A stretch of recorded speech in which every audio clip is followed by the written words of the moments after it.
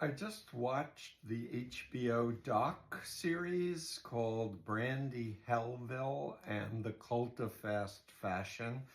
And I wanted to weigh in as a cult expert on the fact that the owner of this chain of stores with the Brandy Melville label is owned by a man who is a Trumper, a cult of Trump, also a fan of Hitler, Ayn Rand, who is a champion of libertarianism slash objectivism. There is a whole book, and I did a blog on the cult of Ayn Rand. Apparently, people who are recruited, these underage, beautiful young girls, were recruited through Instagram to become minimum wage workers in these stores, making very cheap clothing items, but just using the internet and social media to get all the other young girls to buy this brand, and buy it in excessive amounts that they couldn't even wear. Ayn Rand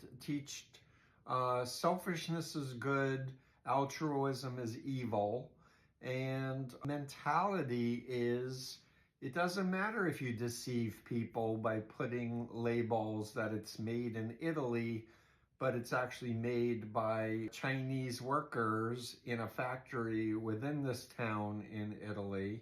It was an interesting documentary, in particular because I've been watching social psychologist Jonathan Haidt on his new book, Anxiety Generation, talking about how there's international research documenting the negative effects on young people, particularly young girls, by being on Instagram and on social media. Increased rate of depression, anxiety, eating disorders. So many of these girls developed eating disorders, and it was a fad. It was a contagion effect through social media and algorithms into what basically is a corporation of stores, but the agenda is really pro-MAGA and Trump.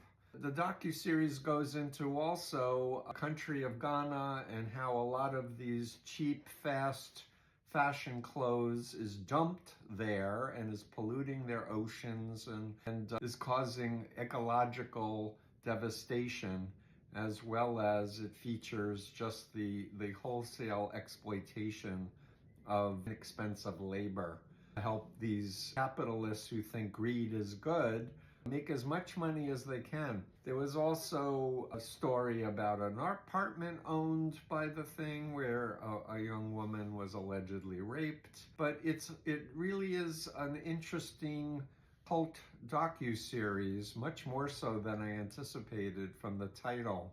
When I saw a picture of Stephen Marchand wearing a Trump cap, I was like, oh, another member of the cult of Trump.